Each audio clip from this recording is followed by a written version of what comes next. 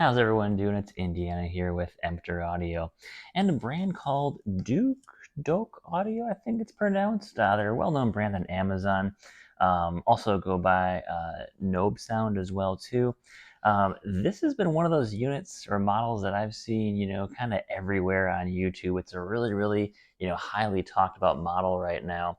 It's going to be the ST01 Pro. There is a usual ST01, the non-Pro version as well too. Their motto is "Make hi-fi affordable," which I can agree with that. That's a great motto to have when you're making hi-fi.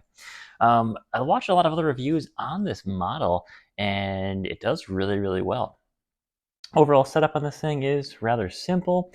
It's got a line out on the back, your usual, RCA inputs. It does have a built-in DAC, which is nice. You can connect USB to that. You got, of course, your speaker outputs are very simple there. They are 5-way binding posts. You have an optical input as well too, USB, a Bluetooth antenna, and then of course you have an 18 to 30 volt DC input, depending on how much power you want to be able to pull out of this unit. Now, speakers, it's going to be about 100 watts maximum at 4 ohms, which you could believe that.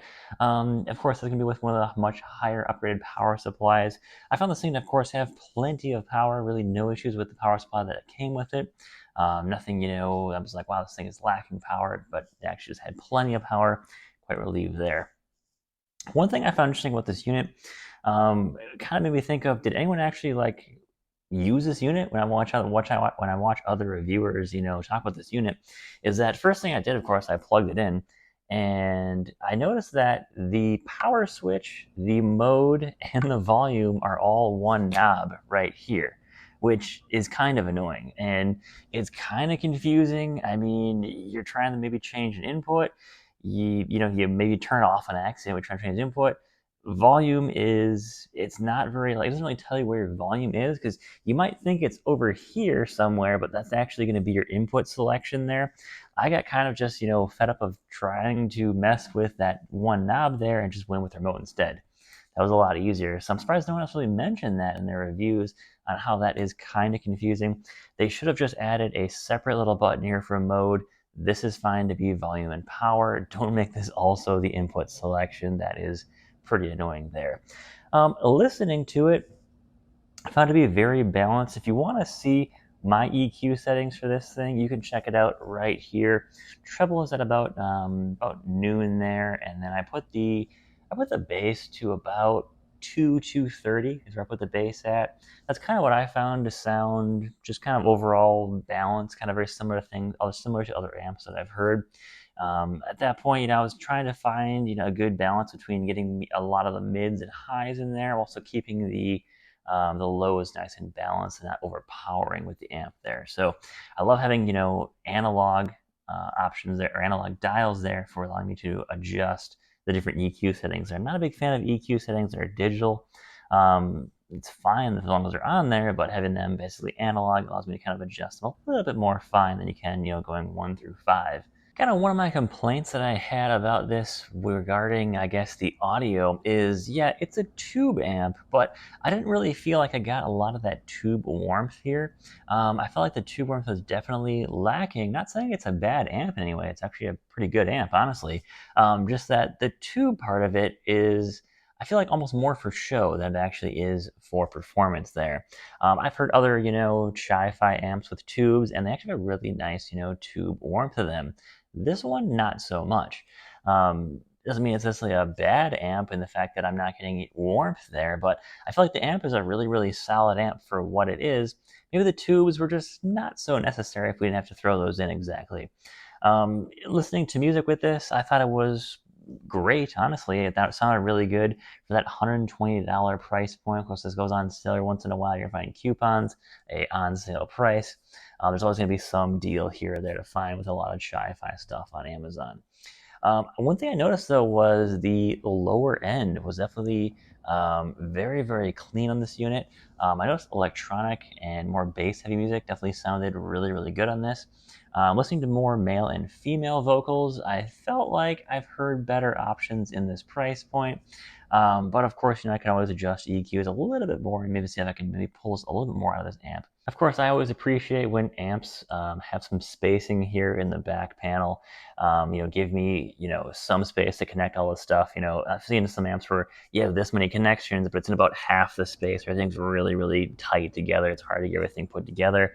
They did actually a fantastic job of giving me enough space. You can tell everything is they really utilize the entire back panel of this amp to really give you a nice balance of space back there. Don't just smush everything into one corner, or everything to one side, but give me a nice amount of space to connect stuff.